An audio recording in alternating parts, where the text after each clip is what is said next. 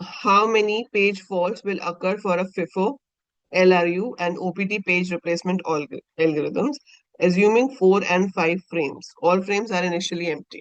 अब यहाँ पे आपको एक ही क्वेश्चन के अंदर दो क्वेश्चन दे दिए कि आपको 4 फ्रेम्स के लिए भी करके दिखाना है और आपको 5 फ्रेम्स के लिए भी करके दिखाना है। ठीक है, तो अगर आप इसको 4 फ्रेम्स के लिए करते हो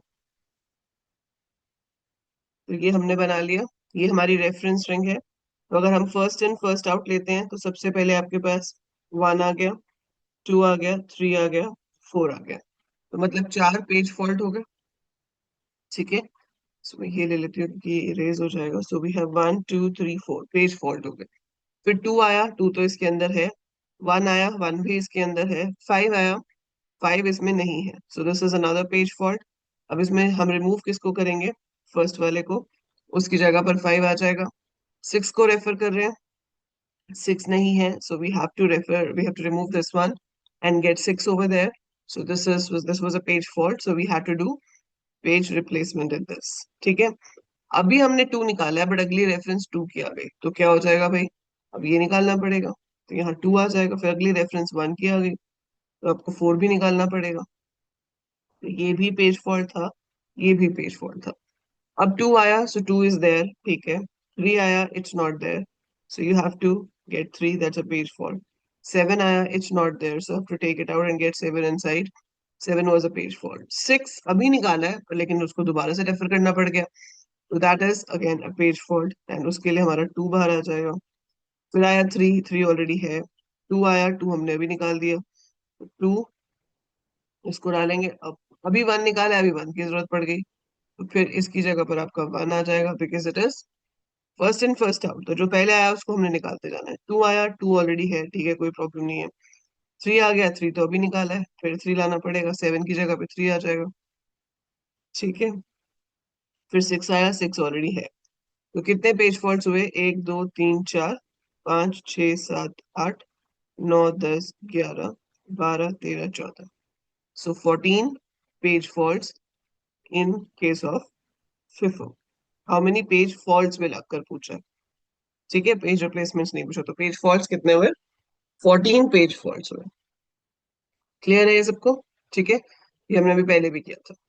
सो दिस इज 14 पेज फॉल्ट्स। अब इसको अगर मैं क्लियर कर देती हूँ, now we do the same thing with LRU, least recently used. तो ये 1 2 3 4 पे तो हुए ही 4 page fault.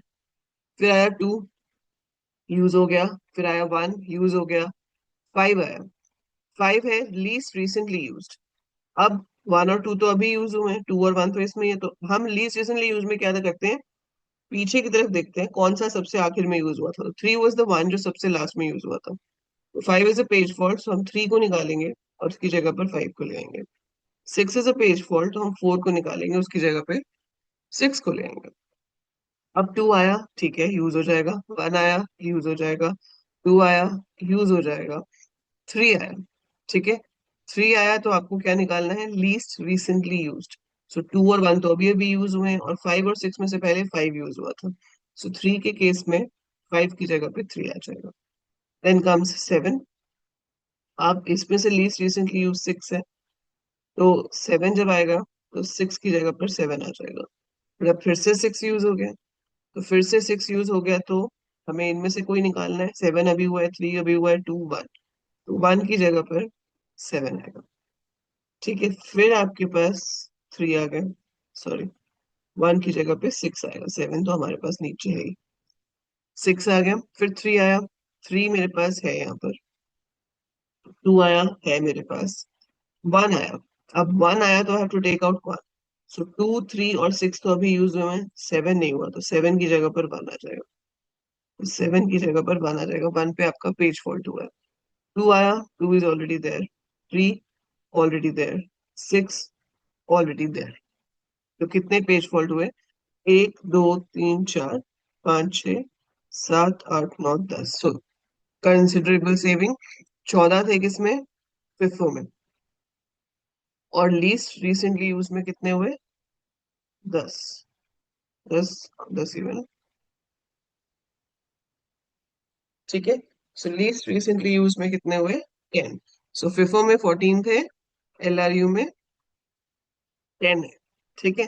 Then you have OPT page replacement algorithm. इसमें हमें फ्यूचर का चेक करना पड़ता है कि फ्यूचर में जो सबसे बाद में यूज होने वाला है उसको हटा देते हैं। तो उस हिसाब से भी आपके पहले चार तो पेज फॉल्ट होने ही हैं। 2 यूज हो जाएगा, 1 यूज हो जाएगा, 5 पे पेज फॉल्ट है। 5 पे पेज फॉल्ट है, I have to take out any one of these. अब मुझे देखना है इसमें से अगर मैं आगे जाके देखूँ तो 2 यूज हो रहा है, 1 यूज हो रहा है, 3 यूज हो रहा है, 4 is the one which is not use in future. तो मैं 4 हटाऊंगी और उसकी जगह पर 5 ले आऊंगी। फिर आया 6। अब 6 को आपके पास जगह नहीं है तो अगेन पेज फॉल्ट है। तो 2 यूज हो रहा है, 1 यूज हो रहा है, 2 यूज हो रहा है, 3 भी यूज हो रहा है। इसमें 5 है जो आगे यूज नहीं हो रहा, तो इसी 5 को हम फिर निकाल देंगे, इसकी जगह पे 6 ले आएंगे। 2 आया, यूज हो जाएगा। 1 आया, यूज हो जाएगा। 2 आया, यूज हो जाएगा। 3 आया, यूज हो जाएगा। 7 पे पेज फॉल्ट आएगा।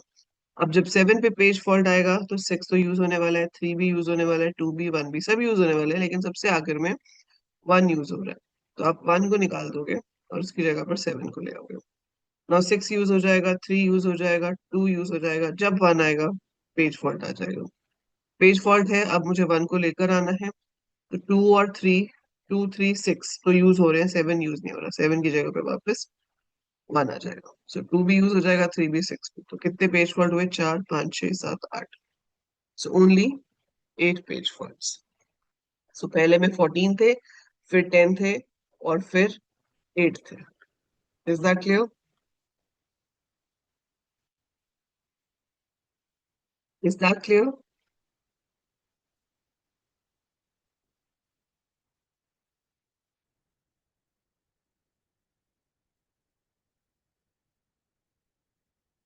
समझ आया सबको?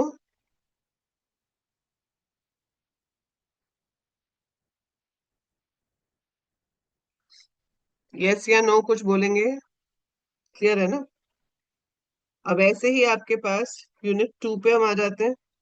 ठीक है। सो आपके पास देखो, ये मैंने अभी 4 के साथ किया है। ये 12.5 नंबर का है, मतलब 10 नंबर का। अब आप लगा लो, मैंने ये 4 फ्रेम्स के साथ किया है। ऐसे ही आप 5 फ्रेम्स के साथ आप ट्राई करके देखना, फिर मेरे को व्हाट्सएप पे बाद में भेज सकते हो।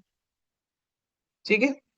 We have discussed it with 4 frames, लेकिन क्वेश्चन ध्यान से पढ़ना, कहीं सिर्फ 4 वाला करके आ जाओ और फिर बोलो आधा नंबर मिले। बिकॉज क्वेश्चन में पूछा है एज्यूमिंग 4 and 5 फ्रेम्स। तो हमने अभी इसको सॉल्व किया तीनों एल्गोरिथम से 4 फ्रेम्स के लिए। अभी आपको इसको सॉल्व करना पड़ेगा 5 फ्रेम्स के लिए भी। ठीक है। देन यूनिट 2 में आपके पास ये न्यूमेरिकल है। इसमें आपको सारे एल्गोरिथम्स के अकॉर्डिंगली करना है। Draw 4 Gantt charts illustrating the execution of these processing using FCFS, shortest remaining time, round robin and pre-emptive priority. ठीक है। तो एक एक करके करते हैं। सबसे पहले मान लेते हैं हमारे पास है first come first serve.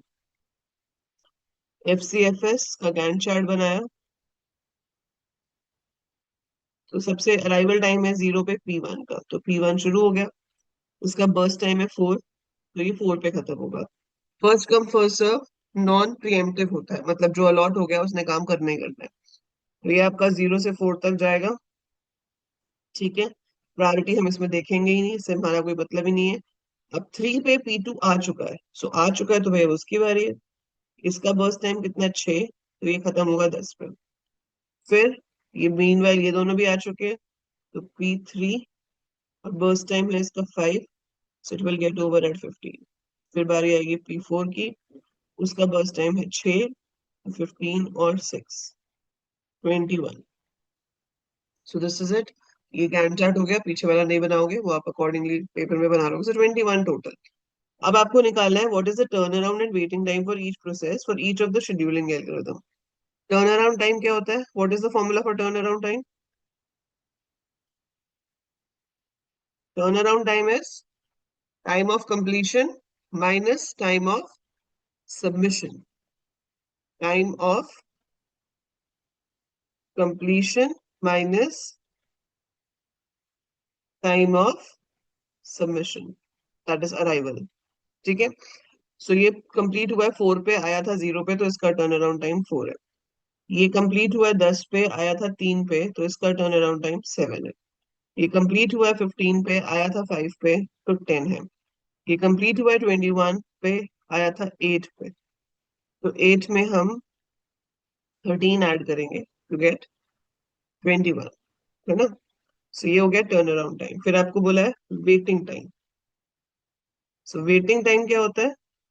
Turn around time minus the burst time, कि इतना टाइम उसको लगा, चाहिए कितना था, इतना, तो बाकी का उसको वेट करना पड़ा। तो 4 - 4, पहले वाले को तो वेट करना ही नहीं पड़ा।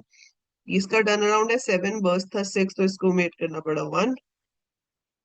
फिर टर्न अराउंड है 10 -5, 13 - 6 7। सो ये इनके वेटिंग टाइम हो गए। एवरेज निकालना है तो टोटल करो एंड नंबर ऑफ प्रोसेसेस से डिवाइड कर दो। ठीक है, इसमें एवरेज नहीं पूछा है, so they have not asked for the average. अगर एवरेज टर्न अराउंड टाइम पूछा होता तो ये चारों को ऐड करके 4 से डिवाइड कर देते, सेम वे वेटिंग टाइम को। Which of the schedule in part A results in the minimal average waiting time? ठीक है, सो आपसे पूछा है कि किसका सबसे कम एवरेज वेटिंग टाइम है, तो हमें एवरेज निकालना पड़ेगा। 7 और 1 8 और 5 13, 13/4 विच इज 12.25 आई गेस, है ना, 3.25। तो वो आप निकाल लोगे, ऐसे ही आप सबका निकाल के फिर एंड में कैलकुलेट कर सकते हो।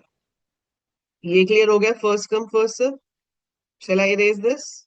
शॉर्टेस्ट रिमेनिंग टाइम करें।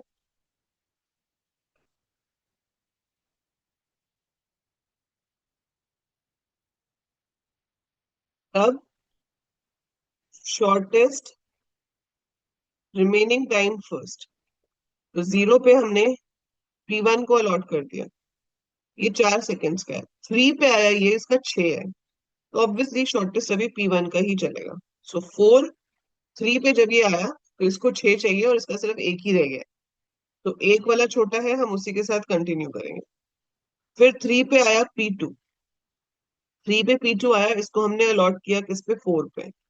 अब 5 पे आया ये, तब तक ये 1 सेकेंड चल चुका है और ये भी कम होके 5 हो चुका है।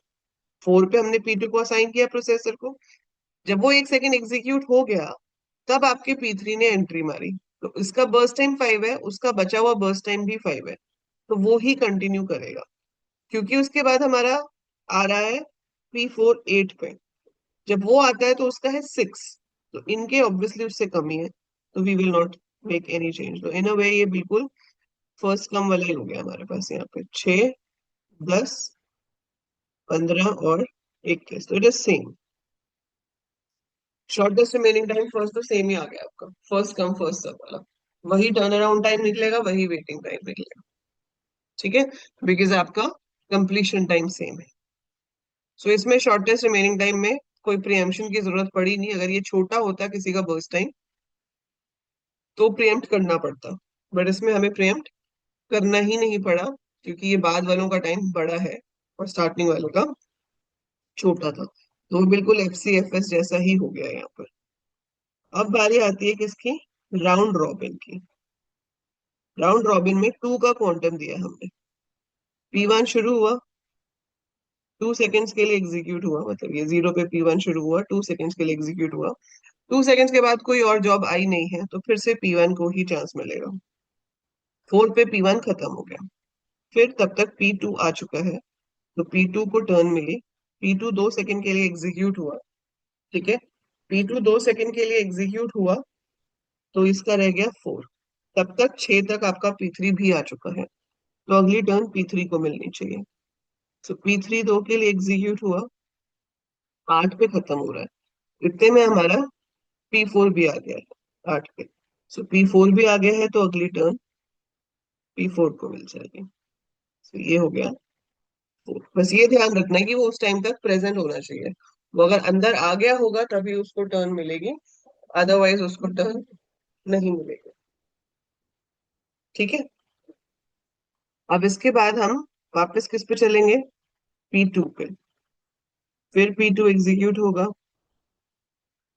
फिर P3 एग्जीक्यूट होगा, फिर P5 एग्जीक्यूट होगा, फिर P2 फिनिश हो जाएगा 18 पे, P3 फिनिश होगा 19 पे, और P4 फिनिश होगा 21।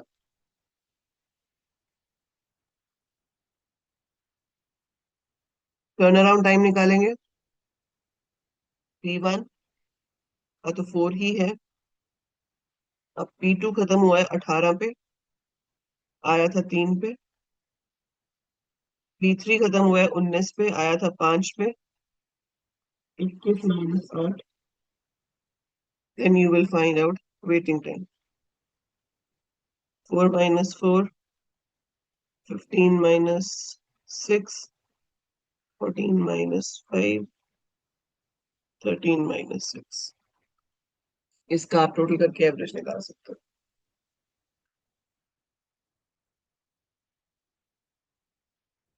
And then is preemptive priority. अब preemptive priority में क्या होगा कि जब आपके पास हाई प्रायोरिटी जॉब आती है तो पिछले वाले को रोकना पड़ता है। तो हमने P1 को असाइन किया 0 पे। अभी वो 3 सेकंड तक ही एग्जीक्यूट हुआ था कि हमारा P2 आ गया। P2 आ गया, उसकी प्रायोरिटी 2 है, मतलब उससे हायर है। उससे हायर है तो हमें P1 को बीच में रोकना पड़ेगा। And we have to assign P2। अब P1 के 4 में से 3 एग्जीक्यूट हो चुके हैं, एक बचा है। हमने P2 को असाइन कर दिया, P2 ने एग्जीक्यूट करना शुरू कर दिया। 5 पे आ गया P3, जिसकी प्रायोरिटी 1 है, वो उसको भी रुकवा देगा। तो 2 सेकंड के लिए वो एग्जीक्यूट हुआ, and then we stop that. फिर आपका P3 एग्जीक्यूट होने लगेगा। उसके बाद P4 आ गया, लेकिन उसकी प्रायोरिटी 3 है तो वो उसको नहीं रोक सकता। अब इसका बर्स्ट टाइम 5 था, तो ये 10 पे पहले हमारा P3 खत्म हो जाएगा। अब ये जो 3 बचे, इनमें से प्रायोरिटी फिर किसकी है? P2 की, क्योंकि उसकी प्रायोरिटी 2 है। सो P2 के बचे हुए 4 सेकंड जो है वो एग्जीक्यूट होंगे। फिर उसके बाद प्रायोरिटी आएगी 3, तो फिर P4 एग्जीक्यूट होगा अपने पूरे 6 सेकंड के लिए। और आखिरकार बेचारे P1 का जो 1 सेकंड बचा है, वो उसको टर्न मिलेगी और वो एग्जीक्यूट होगा। और इसके हिसाब से आप इसका टर्न अराउंड और वेटिंग टाइम निकाल सकते हो।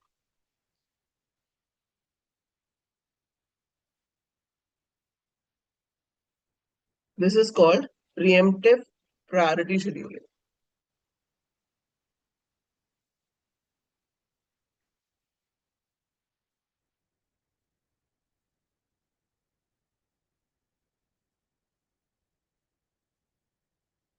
क्लियर है?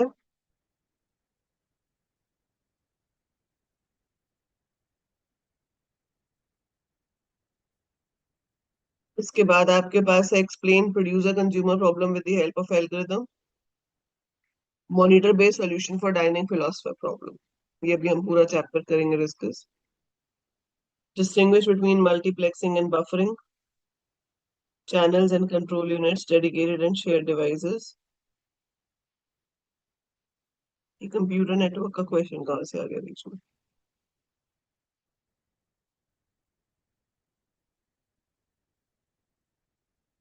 What is the way to recover from deadlock?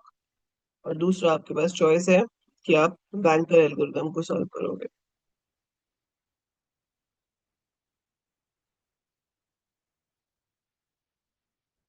You will solve this of your own? Banker solve कर लोगे अपने आप? और you want me to do it है?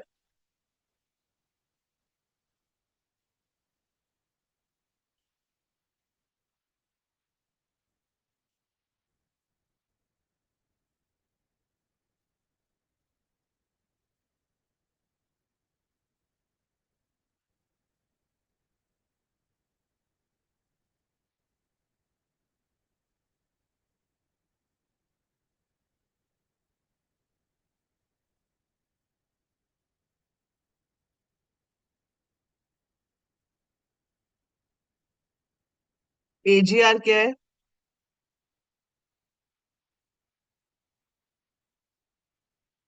कर लेंगे, okay. What is AGR, Vashishtha?